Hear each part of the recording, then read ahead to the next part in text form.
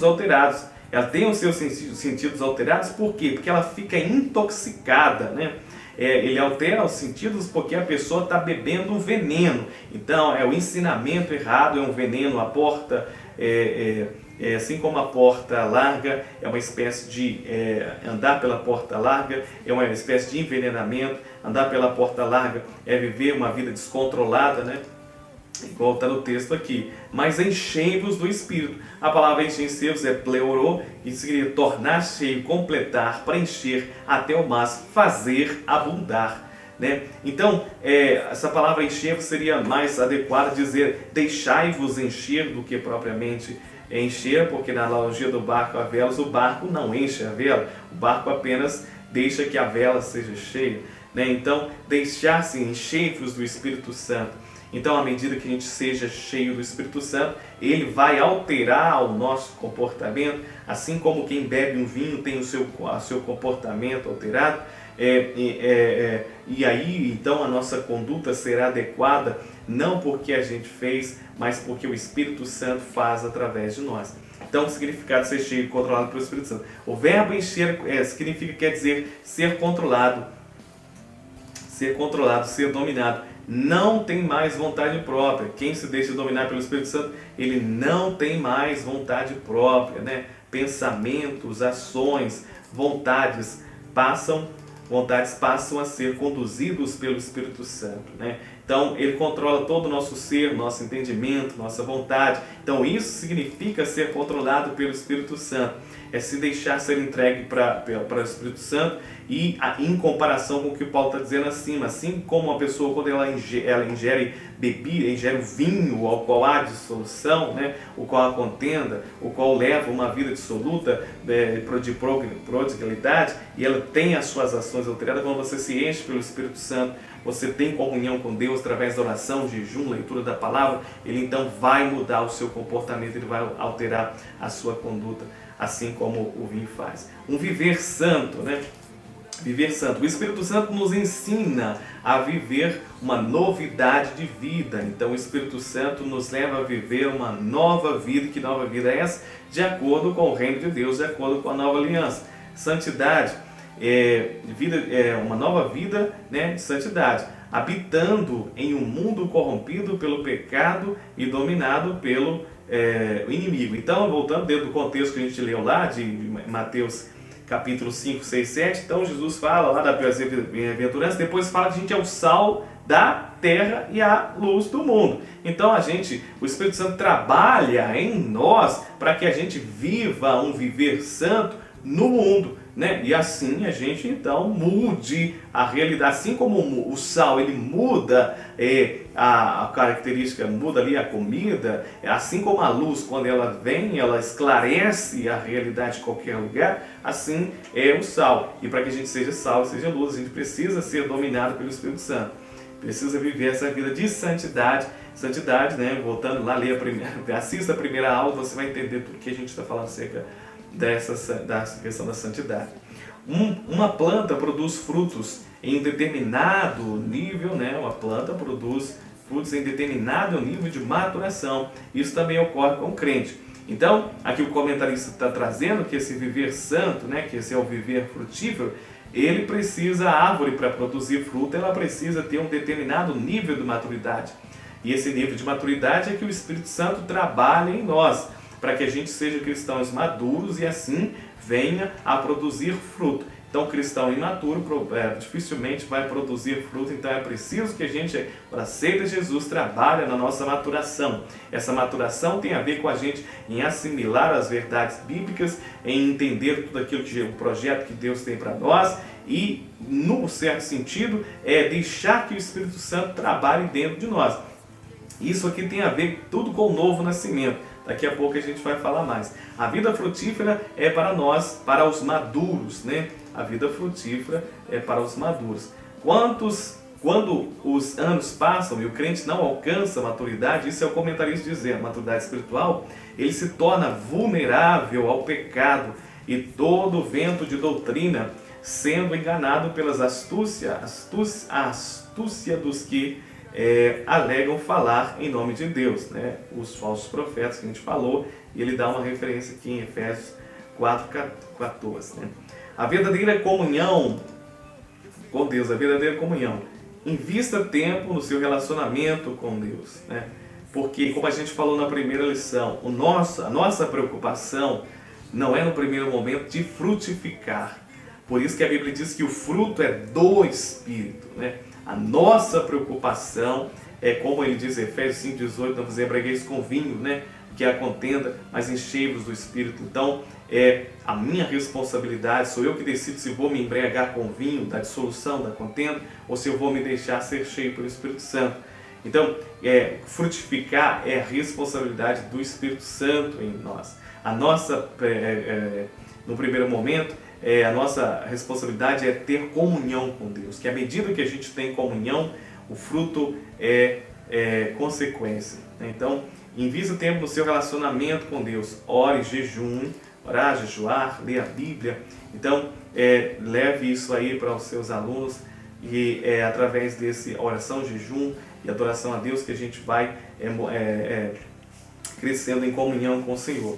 A comunhão com Deus gera em nós frutos que evidenciam que o Pai habita em nós. Então, essa comunhão com Deus gera frutos, né? Ela gera frutos que evidenciam que o Pai habita em nós.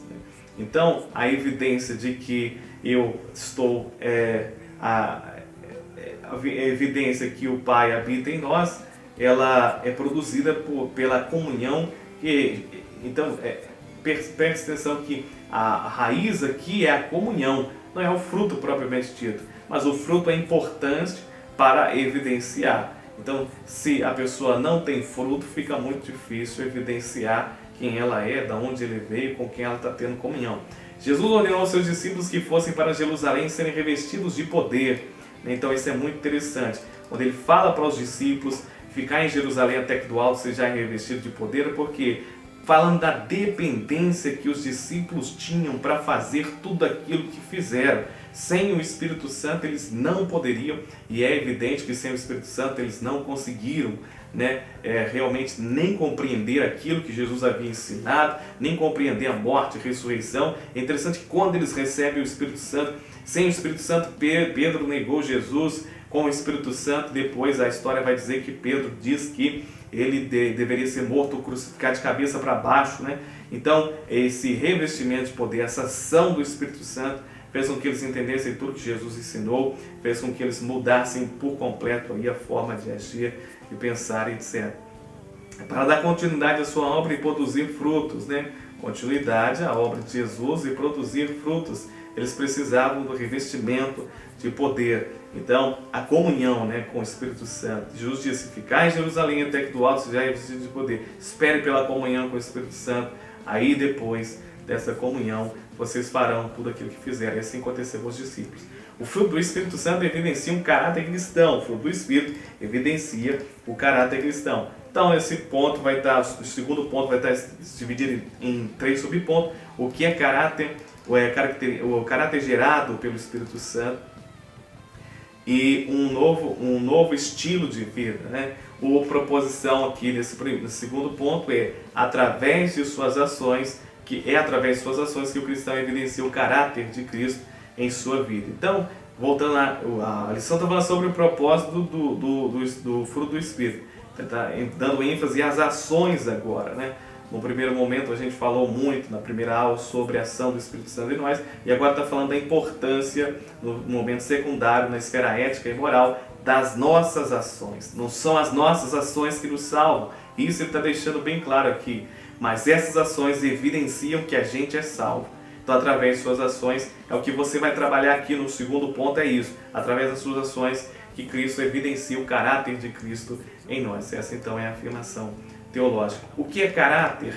Caráter é qualidade inerente a um indivíduo, desde o nascimento, temperamento, índole. Voltando então, presta bem atenção nisso aqui, que isso é muito interessante. Caráter é qualidade inerente a um indivíduo, desde o seu nascimento, temperamento, índole. Então eu até marquei aqui, desde o seu nascimento.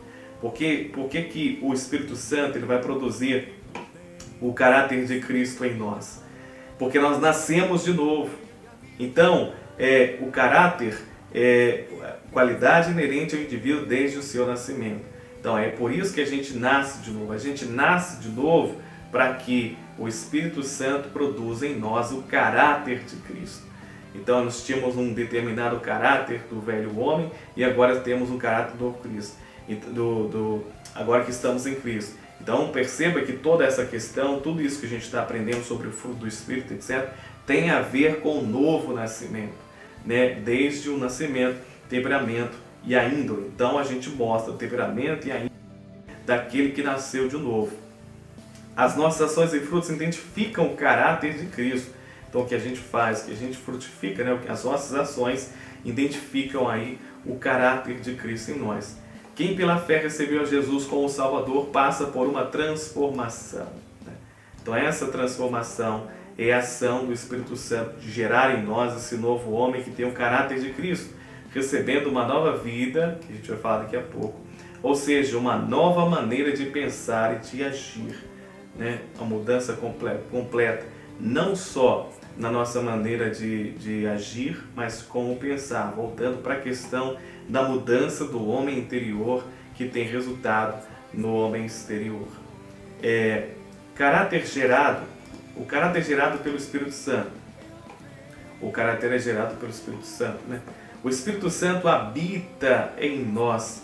Ele faz com que nossa natureza adâmica seja destronada. Nossa natureza adâmica seja destronada. E isso vem falar das obras da carne, do fruto do Espírito. Falamos na primeira lição que eles se opõem, fala desse conflito que opõem-se entre si. Então, quando o Espírito Santo entra em nós, ele vai se opor à natureza adâmica que está em nós. Ele vai nos ajudar nesse conflito que nós temos. O velho eu, ele morre. Precisamos ter consciência de que o Espírito Santo trabalha em nós, não somente para nos conceder dons e talentos, muito legal isso que o comentarista põe aqui, mas para transformar, né? Então, o Espírito Santo é Deus. Então, muitas vezes a gente pensa no Espírito Santo como aquele que concede dons, poder e autoridade, né? Aquele que vai fazer a gente vencer, romper, mas no certo sentido, o Espírito Santo é Deus em nós, né? Então ele vem em nós para manifestar o caráter de Cristo. Porque quando Jesus morreu na cruz do Calvário, né, a gente recebe a Jesus como Salvador, a gente entende que Jesus morreu no nosso lugar e foi um contrato, né? Jesus, como se Jesus dissesse, eu vou morrer a sua morte e você vai viver a minha vida. Então Jesus morreu a nossa morte para que agora a gente viva a vida de Cristo. Então, para viver a vida de Cristo, a gente precisa do Espírito Santo, que é o próprio Cristo em nós, né? Manifestando agora Ele em nós. Isso é a questão de quando a gente aceita Jesus, a gente está aceitando esse contrato. Então, é muito interessante isso. Enfatizar que o Espírito Santo não vem só para produzir talentos, né? Manifestar talentos em nós, mas para mudar o nosso caráter, para transformar a nossa vida à semelhança do Cristo, né? O Consolador trabalha em nós à medida que lhe permitimos. Então, voltando ao que nós falamos na outra lição, é necessária a resposta humana a tudo aquilo que o Espírito Santo faz em nós para que tudo isso seja gerado. Um novo estilo de vida. Viver em novidade de vida não é fácil. O caminho que conduz ao cristão é apertado e exige renúncia, é o que nós falamos lá desde a primeira lição. Então, viver no caminho exige renúncia. Viver no caminho apertado exige renúncia. Então, você vê que esse novo estilo de vida é um estilo, o Evangelho propõe para nós uma contracultura, propõe para nós um viver totalmente diferente da cultura do homem, do velho Adão, né? Então quando a gente recebe a fé, entra para o reino de Deus, a gente então recebe um novo estilo de vida que é totalmente contra a cultura do velho homem, do homem caído.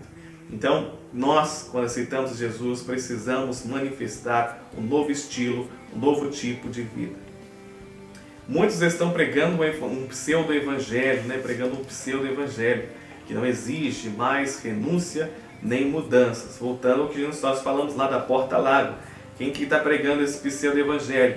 É aqui os falsos profetas, que têm o desejo de introduzir a pessoa num caminho por uma porta larga, sem necessidade de mudança de vida e sem necessidade de se moldar à realidade correta, para que no fim ele possa devorar essas pessoas. Aí ele diz, os falsos profetas têm roupas de ovelhas, a aparência deles, o estereótipo deles, mas são como aves de rapina.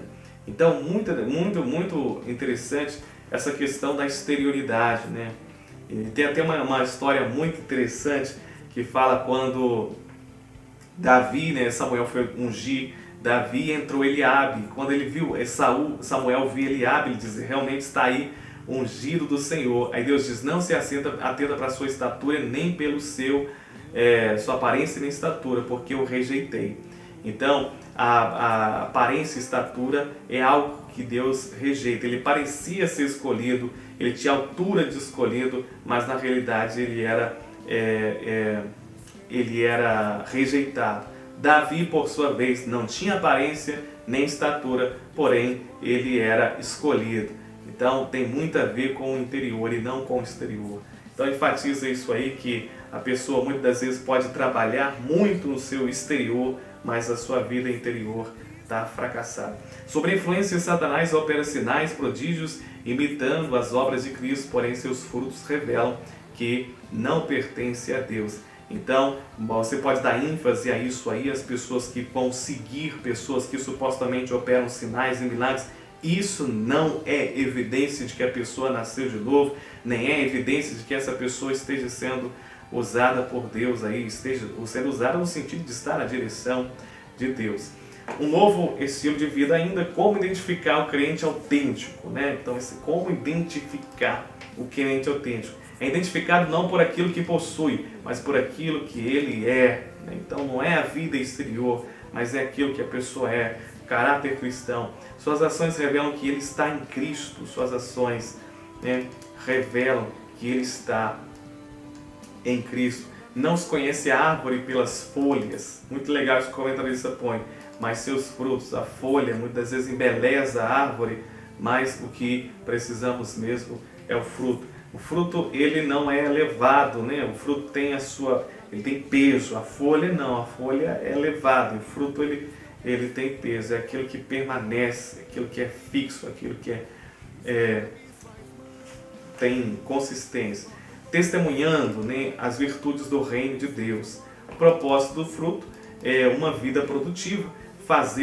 O que fazer para manter a produtividade. Encerrando aí. Então a proposta a ser refletida nesse tópico o cristão deve frutificar sempre a fim de ter uma vida que glorifique a Deus. Frutificar para que ele possa ter uma vida que glorifique a Deus. É a afirmação que vai ser trabalhada nesse ponto 3. Então, qual é o propósito? Agora vai propriamente sobre o tema da lição, o título da lição. O propósito do fruto. Não fomos salvos para somente frequentar a igreja. Isso eu achei muito legal. Mas para revelar Cristo ao mundo por intermédio de um viver santo,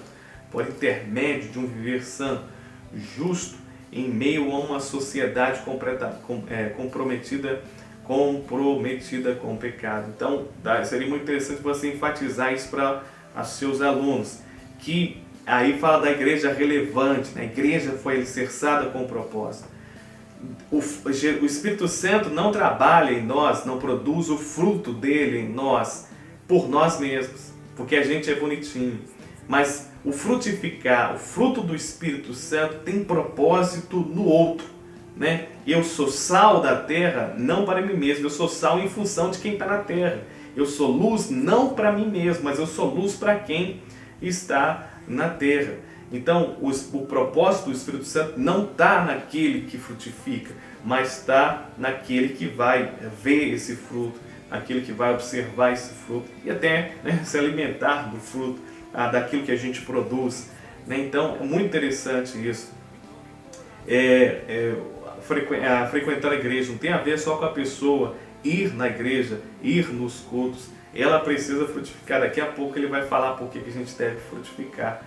Com base no texto que a gente acabou de ler, na leitura bíblica em classe.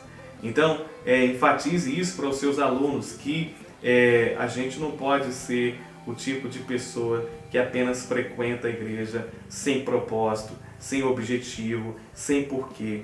E lembrando que o Espírito Santo trabalha no nosso caráter em prol dos outros, para que os outros vejam a nossa conduta e glorifiquem ao Senhor. Retirados do mundo fomos retirados do mundo para ser testemunha. Então, veja a função missionária, a função evangelística aí, tanto que aqui diz, né, testemunho, a função evangelística do fruto do Espírito Santo. Não é para que a gente venha se orgulhar e dizer, olha só como eu sou nobre, como eu sou justo, mas para que essa nobreza e justiça seja vista pelos outros e assim o nome de Deus seja glorificado. Chamados para ser luz e sal, é o que nós falamos, luz do mundo e sal da terra. Não adianta pregar o Evangelho e não viver os princípios do reino de Deus. Isso é muito interessante, né? Porque pregar é fácil, basta você estudar, você faz um esboço, você entende e prega, mas a questão é viver, né? Viver os princípios do reino. Precisamos viver aquilo que pregamos, o que ele diz. Uma nova vida produtiva, uma vida produtiva. O crente ou cristão, né, precisa ter uma vida espiritual frutífera para não ser arrancado e ceifado. Toda árvore que não produz bom fruto, né, é o que diz lá o texto. Eu vou voltar lá na leitura bíblica. E diz, toda árvore que não produz bom fruto, corta-se. Então essa árvore e lança-se no fogo. Então por que a gente precisa frutificar? Porque a gente precisa frutificar, ser produtivo, né, para a gente não ser cortado e lançado no fogo. Então enfatiza isso para os seus alunos que Deus investiu em nós o Espírito Santo, esperando que a gente frutificasse, esperando que a gente seja produtivo. Um galho é cortado e não enxertado imediatamente, seca e morre. Nossos frutos revelam que pertencemos a Cristo e o quanto aprendemos com Ele. Né? Se a gente aprendeu com Cristo, isso é evidenciado pelos frutos que a gente opera. Por isso que a gente precisa ser produtivo. O que fazer para manter a produtividade? Então, essa produtividade não pode ser um momento, mas precisa ser mantida. Um bom agricultor, e lá em Mateus capítulo 15, né, ele vai falar sobre meu pai é agricultor, etc. e tal. Em relação ao fruto, se preocupa com a plantio, né? Então a fase aí do cuidado que o agricultor tem com essa produção, com esse trabalho com o fruto, em relação ao fruto. O plantio, a cultivo, né? E a produção. Então todo agricultor ele espera que no final ele venha produzir. Então tudo que Deus fez por nós na cruz, etc., esperando que a gente venha frutificar, esperando que a gente venha dar fruto aí. E isso fala da produção. Então ele planta, ele cuida, né? A planta tem a ver com a boa semente, etc., que é a palavra de Deus, é a doutrina correta, o cultivo, é o cuidado que ele tem com a gente, esperando que a gente produza alguma coisa. Para um bom desenvolvimento precisa adubar, regar e tirar as ervas daninhas. Temos um pai que cuida para frutificarmos. É o que falamos aqui do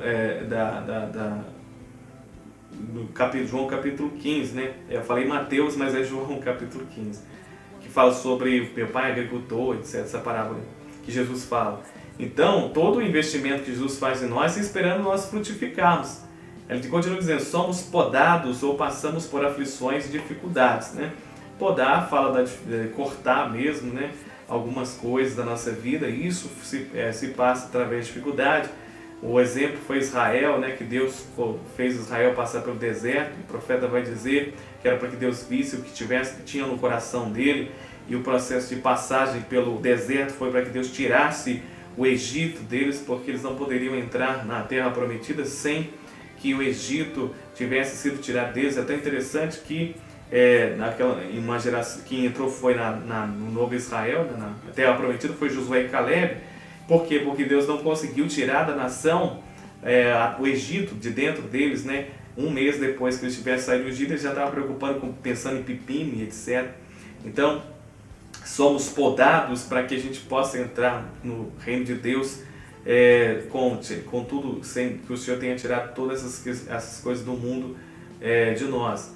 As aflições não são para nos destruir, contribuem para nos tornar mais fortes, capazes e produtivos, né? Então você pode fazer na sua lição, na sua escola aí, essa comparação com as aflições que muitas vezes a gente enfrenta, falar de Elias, né? Quando Elias profetizou, Deus mandou ele vai para o Ribeiro de Querite, e lá no Ribeiro de Querite ele teve que beber do Ribeiro de Querite, ser alimentado por corvos, depois foi para a casa da viúva, e tudo isso aí foi moldando o caráter do profeta, até que lá no Monte Carmelo ele tivesse aquele êxodo, etc. Você pode fazer essa comparação aí, mas enfatizando essa questão da produtividade. O que fazer para manter a produtividade é se submeter constantemente ao cuidado do agricultor, que é Deus, que é o lavrador e que é o Senhor. Então, concluindo, precisamos ter uma vida frutífera, e para isso precisamos estar ligados à videira, né? Ligados à videira, para que a gente possa ter uma vida frutífera, falando em João capítulo 15, né? O propósito dos frutos é glorificar, então tem um propósito no fruto, não é para que a gente se orgulhar, mas tem um propósito missional, um propósito evangelístico nisso. Nisso é glorificado meu Pai, que dês muitos frutos, né? Então Deus deseja que a gente dê muito fruto, e assim sereis meus discípulos, né?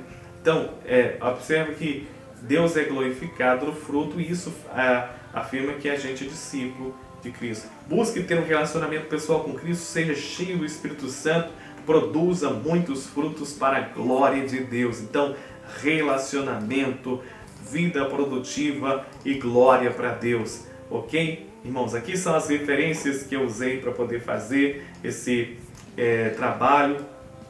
Você pode estar lendo aí, e assim você crescer em mais conhecimento do que já com essa lição. Ok? Então é isso, pessoal. Espero que você tenha gostado, espero que essa lição possa ter ajudado a você. Deixa aí o seu comentário, a sua sugestão, para que a gente possa melhorar esse trabalho. Se te ajudou, eu peço encarecidamente, acesse a nossa página no Facebook, curta lá a nossa página, e assim você vai receber todo o material que tivermos. Compartilhe na sua rede social, compartilhe com seus amigos lá na sua escola dominical. Também entre no nosso canal no YouTube e se inscreva no nosso canal, e assim você vai ter acesso a todo o conteúdo do material como está produzido para vocês. Deixa aí também a sugestão que você seria interessante para a gente produzir para ajudar vocês. Então vocês nos ajudam à medida que você curta a nossa página, se inscreva no nosso canal e compartilhe essa lição, ajudando-nos aí a pregar o Evangelho. Espero então que você tenha sido edificado, que se tenha ajudado. Boa aula para vocês, fique com Deus e até a próxima. Eu creio, estenda minhas mãos e toque o coração, que eu seja um ano novo.